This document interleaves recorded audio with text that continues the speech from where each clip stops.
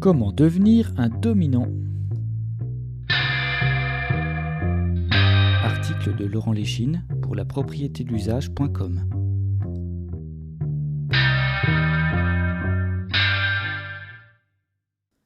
Qui aura compris la mécanique de la propriété lucrative pourra en déduire à quel point elle est inégalitaire par essence. Pourtant, les frontons des bâtiments républicains, ornés de bleu-blanc-rouge, osent claironner le slogan « Liberté, égalité, fraternité » dans un État français organisé socialement par elle. Autant vous dire que ce triptyque d'intention restera sans effet, et la simple comparaison des patrimoines entre le Français le plus riche et l'auto-entrepreneur ubérisé suffit à illustrer la beauté de l'égalité à la française. On ne peut nier cependant qu'il existe une part de communisme déjà là, comme le dit Bernard Friot, via le système de cotisation-subvention, mais ce communisme n'est pas un mutualisme.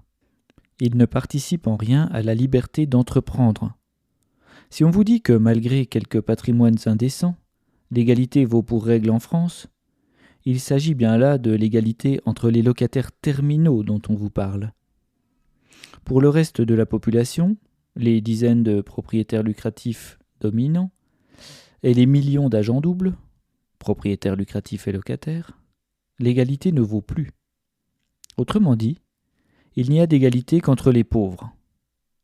La raison à cela se trouve dans les règles fondatrices de la propriété lucrative, dont le sens existentiel restera toujours la conversion du surtravail des locataires en rente. Par conséquent, pour répondre à la question « Comment devenir un dominant ?», nous devons révéler les secrets de la propriété lucrative. Pour commencer, si vous souhaitez devenir un dominant, un conseil d'une grande importance vous permettra de partir avec les meilleures chances. Naissez bien ou héritez. Pour dominer, c'est beaucoup plus facile d'entrer dans le monde lucratif via une famille qui possède des propriétés génératrices de rente, ou de toucher les titres de propriété lucrative d'une personne qui vous a désigné selon ses propres critères.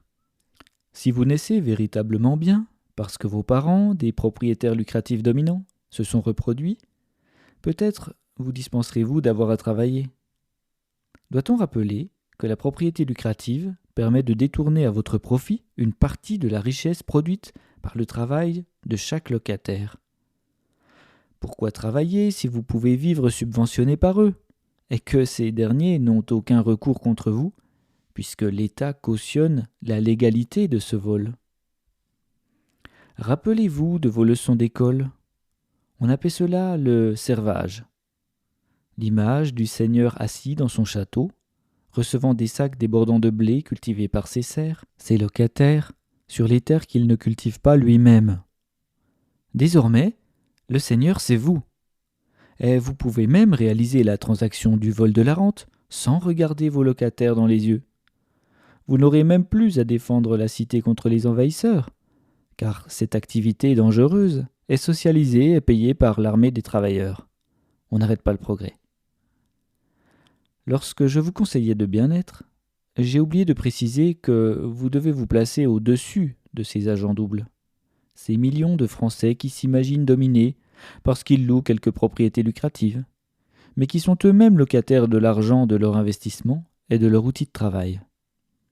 Sachez que le grand Marx lui-même ne les a pas classés. Sachez qu'ils ne sont pas les véritables dominants, mais simplement des maillons d'une chaîne de domination. Par exemple, ces gueux payent l'impôt au prix fort quand vous pouvez le fuir par des montages financiers, quand vous nagez au-dessus des lois nationales. Certes, ils se placent plus avantageusement que les locataires intégraux, ceux qui louent tout et payent proportionnellement la rente maximale. Mais leur position n'a pas la gloire de la vôtre. Rappelez-vous d'une autre leçon. La Révolution française. L'image d'une aristocratie broyée, des guillotines encerclées de foules en liesse devrait vous revenir. Mais bonne nouvelle pour vous qui êtes bien nés, cette révolution n'a pas supprimé le servage. Elle l'a juste changé de main. On vous a raconté que l'aristocratie et ses héritiers avaient été définitivement éliminés, mais il n'en est rien. Votre bonne naissance en est la preuve. Vous n'avez pas encore travaillé, vous ne travaillerez jamais, et vous allez dominer la société toute votre vie. Voici un autre conseil. Ayez de la chance au jeu. Soyez au bon endroit au bon moment. Vous savez que le mérite n'a pas grand-chose à voir avec votre fortune. Certes, vous n'êtes pas le dernier des idiots, vous avez peut-être suivi quelques études, et votre talent permettra de gérer l'héritage indu avec un minimum de bon sens. Ainsi, vous saurez profiter des fusions-acquisitions, racheter 1000 entreprises en faillite, avoir la bonne idée au bon moment. Vous savez bien que Arnaud, Zuckerberg, Musk, Bezos ou Gates sont les heureux élus d'une providence quasi céleste. Nous connaissons leurs noms parce que la chance les a désignés. Mais s'ils étaient nés ne serait-ce que 1 ou 2 ans plus tard, la place du gagnant de loterie aurait probablement été comblée par un autre. Ils passent pour des génies, mais ont finalement récolté les fruits d'un opportunisme bien géré, plutôt que d'une vision révolutionnaire. Pour rester crédible dans votre domination, vous devez alimenter la mythologie du mérite. Et surtout, ne jamais dire aux travailleurs de vos entreprises qu'ils pourraient maîtriser le travail abstrait, et que la propriété d'usage pourrait offrir la possibilité aux véritables méritants de monter dans l'échelle sociale sans devenir rentiers. Et si on venait à vous titiller sur l'illégitimité de vos rentes basées sur la chance, construisez un récit dans lequel vous affirmez l'avoir provoqué. Ça marche à tous les coups. Mais supposons que vous soyez finalement légitime et talentueux, parce qu'un nouveau marché ou une œuvre plébiscitée n'existerait pas sans vous. Bien que cette situation soit un cas rare, voire inexistant, n'acceptez jamais qu'on affirme que cette raison ne suffit pas à vous autoriser à devenir un rentier, c'est-à-dire à aspirer le surtravail de ceux qui concrétisent vos idées miraculeuses, ceux qui sortent votre génie de l'oubli. Tout seul, que pourriez-vous, et quel surtravail auriez-vous à ponctionner ? Vos semblables, les amis de votre classe, sauront vous donner les arguments pour entretenir l'illusion de votre utilité. Écoutez-les attentivement et répétez-les en boucle. Par exemple, dites que grâce à vous, des centaines de travailleurs peuvent se reproduire matériellement, que sans vos propriétés lucratives, ces pauvres gens mourraient de faim et de froid par manque d'ouvrage. Fabulez, dites que leur pain provient de votre talent, de votre prise de risque, et non de leur travail. Même si cet argument est faux, martelez-le sans cesse, les dominés finiront par le croire. Dites aussi que c'est vous, rentiers, qui croulez sous les taxes et les impôts, bien que l'argent des impôts que vous versez ne vienne pas de votre travail, mais de celui de vos locataires.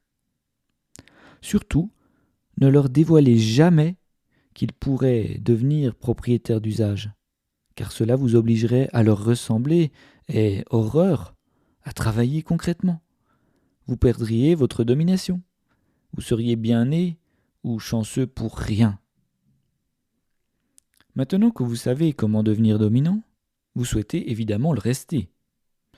Alors ne donnez à personne l'idée que la cotisation-subvention pourrait remplacer le système du crédit lucratif, car votre épargne perdrait son intérêt et ses intérêts. Ne divulguez pas la mécanique féodale de la rente. Ne la chiffrez pas. Ne l'affichez surtout pas sur les fiches de paye. Et de manière générale, essayez de toujours passer pour un cheval blanc, un sauveur, le demi-dieu qui génère le travail ex nihilo, même si c'est faux. Ne dites jamais aux travailleurs qu'ils pourraient créer, innover et s'organiser eux-mêmes, qu'ils pourraient être payés pour la totalité de leur temps passé à la reproduction matérielle, qu'ils sont assez qualifiés dans l'épaisseur des strates du salariat pour se passer de vous, et des titres de propriété dont vous tirez la rente. Maintenez l'illusion d'un capitalisme éternel, faites comme les économistes néolibéraux, partez du principe qu'il n'y a pas d'alternative. Ajoutez une complexité inexistante, des équations compliquées basées sur des variables non mathématiques, des produits financiers abscons, pour que jamais les dominés ne se sentent l'envie de détruire votre domination. Évidemment, comme vous aimez dominer, vous voulez dominer par-delà votre mort. Pour cela, vous devez vous prémunir du risque d'oubli, car les voyages touristiques dans l'espace, les déplacements en hélicoptère peuvent mal tourner. Pour y parvenir, vous devrez à votre tour vous reproduire avec un propriétaire lucratif de votre rang. L'héritier, comme vous, pourra bénéficier des plaisirs de sa bonne naissance, et vous serez d'une certaine manière rendu immortel. Ne dites à personne que tout cet argent, tous ces titres de propriété lucratifs transmis en héritage ou issus de la chance ne proviennent pas de votre travail, mais de la rente prélevée sur le travail de vos locataires. Cette information doit rester confidentielle. Désormais, vous savez comment devenir un dominant. Alors il ne tient qu'à vous de cocher les bonnes cases pour vivre votre domination sans complexe. Cependant, vous devriez m'opposer l'argument suivant. On ne choisit pas de bien être, d'hériter, de gagner au jeu, d'être au bon endroit au bon moment. Je comprends que cela vous semble profondément injuste, sauf si vous en avez bénéficié. D'autant que je ne vous ai donné aucune recette à ce propos. Mais n'insistez pas, je ne rédigerai pas un article sur comment bien être ou comment avoir de la chance au jeu, ni sur les conseils pour hériter. Cela pourrait se révéler scabreux. Dans ce cas, vous aurez compris pourquoi il ne sert à rien d'inscrire le triptyque liberté, égalité, fraternité sur le fronton des écoles ou des mairies si on ne s'en donne pas les moyens. Vous aurez compris qu'il est temps de changer de mode de propriété pour rendre la liberté de création d'entreprises égalitairement accessible à tous les Français et rétablir la justice de toucher le plein fruit de son travail.